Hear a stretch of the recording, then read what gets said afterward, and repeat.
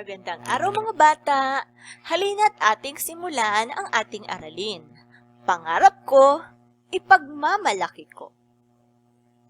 Ang layunin ng ating aralin, maipagmamalaki mo ang sariling pangarap o ninanais. Bago natin simulan ang ating aralin, tandaan ang mga sumusunod na alituntunin. Dumalo sa tamang oras ng klase.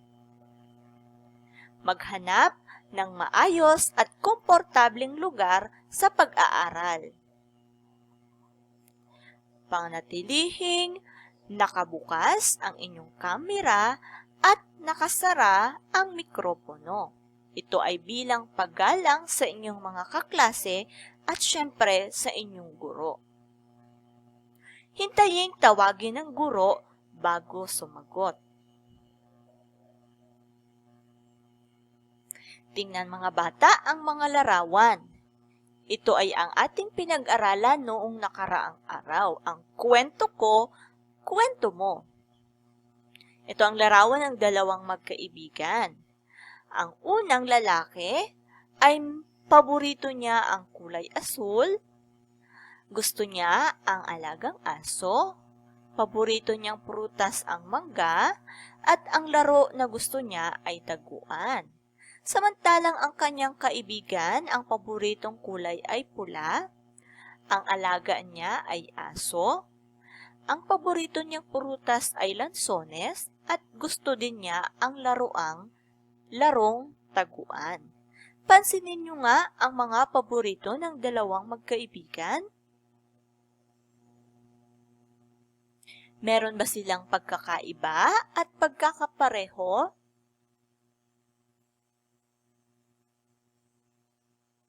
Tama.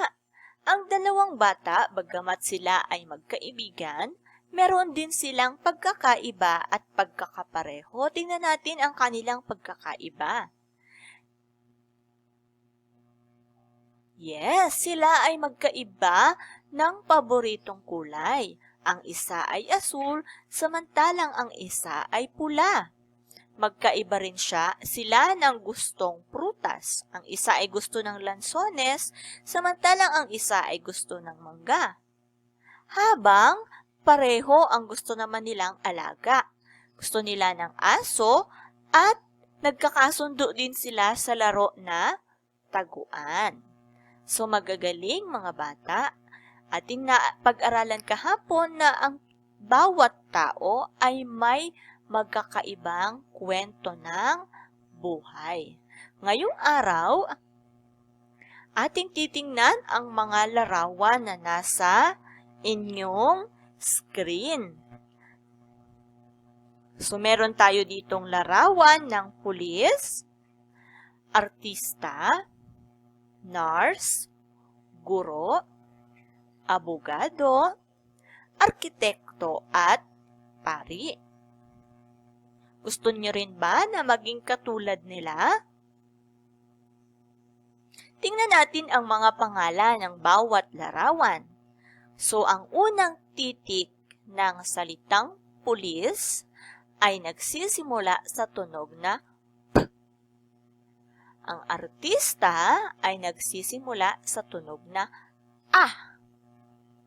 Ang nurse ay nagsisimula sa tunog na N. Ang guro ay nagsisimula sa tunog na G. Abogado sa tunog na A. Tapos, R. Arkitekto sa tunog na A. At pari sa tunog na P. At tayo ay nakabuo ng salitang pangarap. Ang mga nasa larawang ito ay ang inyong mga pangarap. Ating alamin ano-ano ba yung mga pangarap ninyo?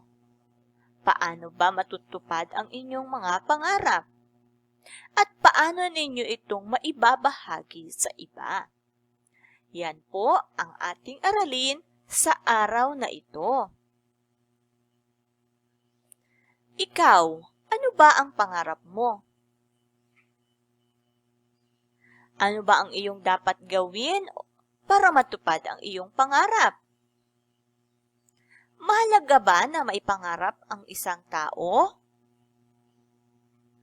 Ngayon, ating tingnan at pakinggan ang kwento na pinamagatang Ang Batang Masikap. Sa kwentong ito, alamin natin ano kaya ang pangarap ng bata sa kwento, paano niya ito tinupad, at paano niya ito ipinamahagi sa iba. Makinig ng mabuti sa kwento. Ang Batang Masikap, isinulat ni Rosalie P. Rada.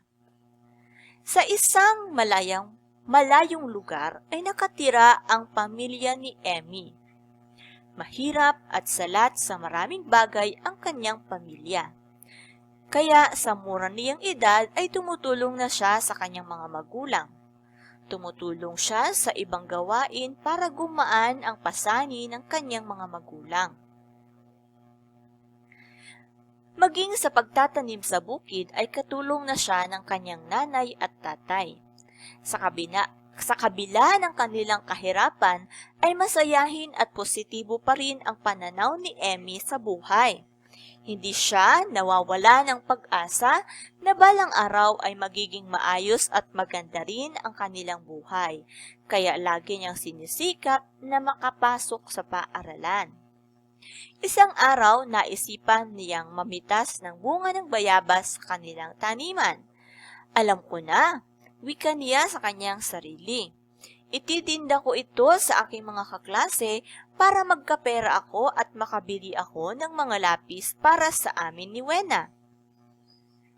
Pagdating ng recess, ipinakita niya ang dalang mga bayabas sa kanyang mga kaibigan at inialok ang mga ito. Agad naman itong binili ng kanyang mga kaibigan at mga kaklase, kaya naubos ito agad. Tuwang-tuwa si Emmy dahil makakabili na siya ng lapis para sa kanilang magkakapatid na hindi na kailangang humingi ng pera sa kanyang mga magulang. Masayang-masaya ang mga magulang ni Emmy dahil kahit sa murang edad niya ay nakakagawa siya ng paraan para makakuha ng gusto at kailangan niya. Naunawaan ba mga bata ang ating maikling kwento? Ngayon ay ating alamin ano ba ang pangarap ni Emmy at paano niya ito tinupad. Unang tanong, sino ang pangunahing tauhan sa kwento?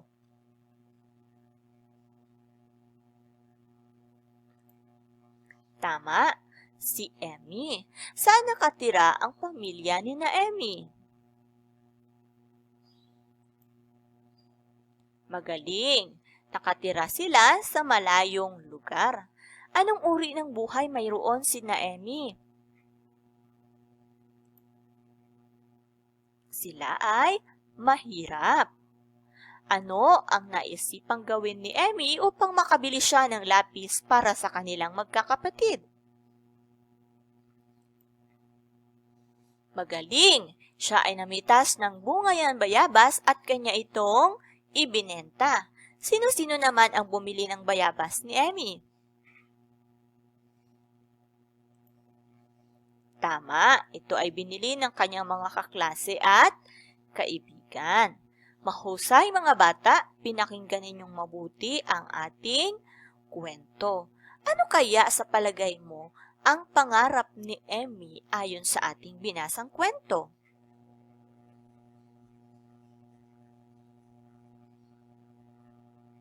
Magaling! Pangarap ni Emmy na makatulong sa kanyang mga magulang at makabili ng lapis para sa kanilang magkakapatid na hindi humihingi sa kanyang mga magulang.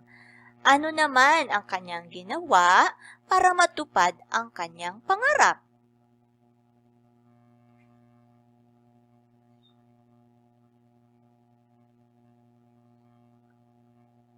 Magaling! Siya ay namitas ng bayabas at ibinenta ito sa kanyang mga kaklase at kaibigan. Ano ang ginawa ni Emmy para maibahagi ang kanyang pangarap?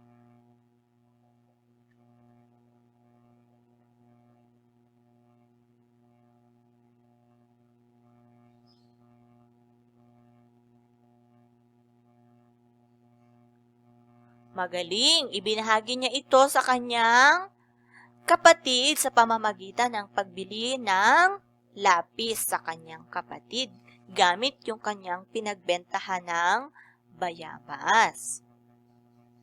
Ngayon mga bata, pakinggan ninyo ang kwento ko. Ang pangarap kong maging isang guro. Ano ba ang mga ginawa kong paraan para matupad ko ang pangarap na maging isang guro? Yung ginawa ko ay nag-aral ako ng mabuti. Siyempre, nagsumikap ako kahit mahirap, pinagtiisan ko. Nagtiyaga ako sa lahat ng mga ginagawa sa paaralan. Mahalaga, sinunod ko ang mga utos at payo ng aking mga magulang. Siyempre, humingi ako ng tulong sa ating Panginoong Diyos at natupad nga ang aking pangarap na maging guro. At ibinabahagi ko ito ngayon sa inyo bilang pagtuturo sa inyong mga bata. At syempre, binabahagi ko ito sa aking pamilya sa pamamagitan ng aking sweldo, ibinabahagi ko ito sa kanila. Tingnan naman natin ang kwento ng pangarap ni Manny Pacquiao. Okay, so kilala natin si Manny Pacquiao na isang boksingero, pero alam nyo ba na dati si Manny Pacquiao ay isa ring mahirap? At dahil sa pangarap niya, nagsumikap din siya. Naging isa siyang sikat na boksingero. Siya ay nagkaroon ng disiplina sa sarili. Nagsumikap siya. Sumunod sa mga tagapayo niya. Nag-ensayo siya ng mabuti. At nagdasal dahil kilala natin si Manny Pacquiao na madasalin. So, yan yung mga ginawa niyang paraan para matupad ang kanyang pangarap. At ngayon, dahil siya ay isa ng sikat na boksingero, ibinabahagi na niya ito sa kanyang mga kasama sa bahay, sa kanyang mga kabarangay, at syempre sa ating lahat dahil namamahagi siya, especially kapag merong mga sakuna sa ating bansa. Ikaw naman, ano ba ang iyong pangarap at ano ba ang mga dapat mong gawin o mga gagawin mo para matupad ang iyong pangarap? Atin nga pong isa-isahin. Ano ang pangarap mo? Pangarap mo bang maging isang pulis, guro, inhenyero, arkitekto, pari? Ano ang iyong gagawin para matupad ang iyong pangarap? Tama. Mahalaga ba na may pangarap ang isang tao? Bakit? Mahusay mga bata. Ang pangarap ay ang nais mong matupad at nais mong mangyari sa iyong buhay. Tingnan nga natin ang mga larawang ito. Ano kayang pangarap ang mabubuo sa mga titik na ito gamit ang larawan?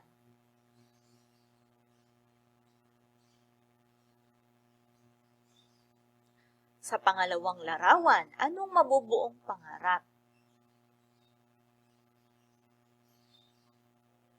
Mahusay mga bata. Ngayon naman, anong mabubuo gamit ang larawang ito sa mga titik na nakasulat?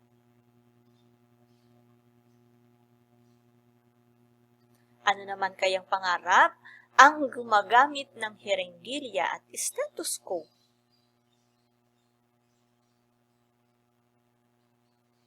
Mahusay mga bata. Ngayon naman ay ating isulat sa loob ng malaking bituin ang iyong pangarap. Sa palibot nito, dito sa mga bilog, ay iyong i-drawing ang bagay na nagpapakita ng iyong pangarap. Habang dito naman sa ilalim, sa mga linya ay isusulat mo ano bang dapat gawin upang maabot mo ang iyong pangarap. Halimbawa sa akin, ang ilalagay ko dito sa star, pangarap ko ay guro. Tapos, dito sa mga bilog, ang sabi ido-drawing, so pwede akong mag-drawing dito ng ballpen, ng libro, ng blackboard, at saka ng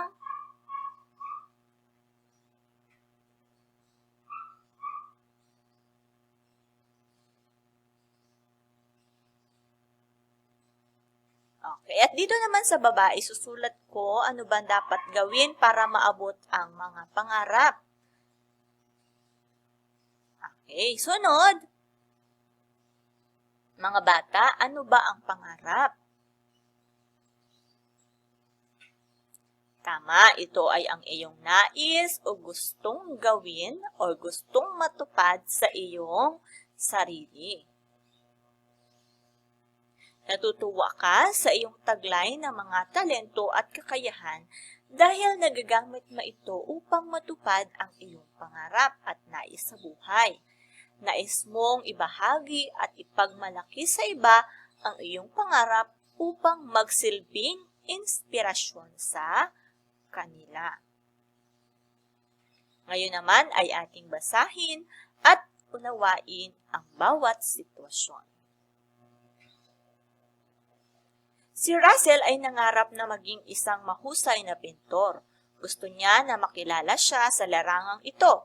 Paano niya maipagmamalaki ang kanyang pangarap? A. Mananahimik na lang. B. Lilikha siya ng magagandang obra. C. Gagayahin ang ginawa ng iba. Or letter D. Hindi na lang gagawa. Tama, ang sagot ay lilikha siya ng magagandang obra.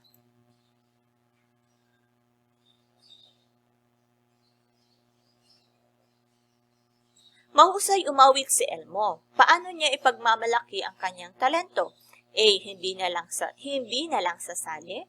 B. Aawit sa loob ng bahay. C. Magtatago kapag may nakakarinig. Or letter D. Sasali sa patimpalak sa kanilang barangay.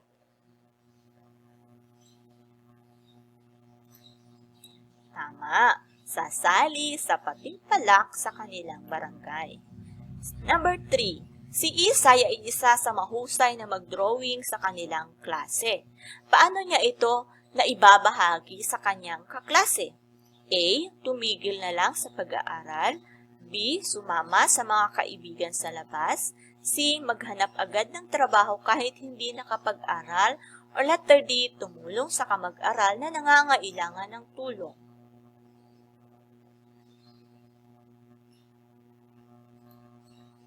Tama, ang sagot ay letter D. Pang-apat, sina Dana at Kara ay kambal. Ginagamit nila ang kanilang husay sa pagsayaw upang makatulong sa kanilang mga magulang. Paano kaya ito nila ginagawa? A. Pagsayaw sa mga okasyon na walang bayad. B. Pagsali sa mga patimpalak. C. Pagsayaw sa loob ng bahay. O letter D. Pagpapatawa. Tama, letter B, pagsali sa mga patimpalak. Dahil sa mga patimpalak may nakukuhang mga premyo, yun ang itinutulong nila sa kanilang mga magulang. At panglima, pangarap ni Marlon na makabuo ng mga bagay na makapagbibigay saya sa mga batang tulad niya. Mula sa mga patapong bagay, nakagagawa si Marlon ng iba't ibang uri ng laruan na ibinibenta niya sa kanilang barangay. Anong uri ng bata si Marlon? A. Masayahin. B. Matulungin. C. Palakaibigan. D. Malikhain. Okay. Si Marlon ay malikhain at pwede rin namang siya ay matulungin. Kasi malikhain dahil gumagamit siya ng mga patokong bagay para makagawa ng isang obra. At matulungin dahil ito ay kanyang ibinabahagi. So, dyan po, nagtatapos ang ating aralin tungkol sa inyong pangarap. Nawa mga bata ay matupad rin ninyo ang inyong mga pangarap at may natutuhan kayo sa aralin natin ngayon. Maraming salamat sa inyong pakikinig mga bata. Paalam!